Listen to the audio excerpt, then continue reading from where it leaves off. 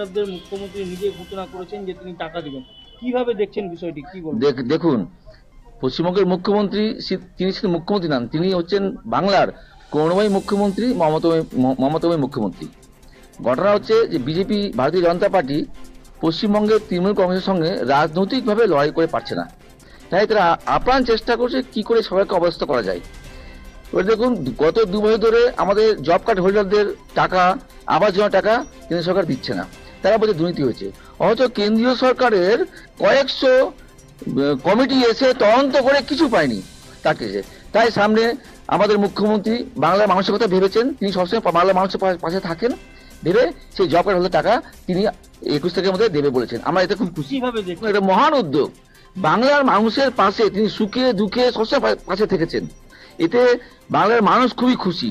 শুধু 21 লক্ষ job card holder টাকা তিনি দিচ্ছেন না, তিনি অনেক উন্নয়নমূলক কর্মসূচি পশ্চিমবঙ্গে নিয়েছেন। লক্ষ্মী ভান্ডার, মানুষের ঘরে ঘরে লক্ষ্মী ভান্ডার টাকা চলে যাচ্ছে এবং প্রতিদিন দুয়ারে সরকারের থেকে লক্ষ্মী ভান্ডারের মানুষ অ্যাপ্লিকেশন জমা দিচ্ছে এবং টাকা পাচ্ছে। মানবিক পেনশন পাচ্ছে, বিধবা ভাতা পাচ্ছেন, বার্ধক্য ভাতা পাচ্ছেন, কন্যাশ্রী পাচ্ছেন, রূপশ্রী পাচ্ছেন, সবুজ সাথী পাচ্ছেন। মানে এত উন্নয়ন তিনি পশ্চিমবাংলার করছেন। পশ্চিমবাংলার মানুষ খুবই খুশি আমাদের মাননীয় মুখ্যমন্ত্রীকে নিয়ে। দাদা, এই যে কেন্দ্রীয় সরকার যে টাকা আটকে যাচ্ছে, টাকা দিচ্ছে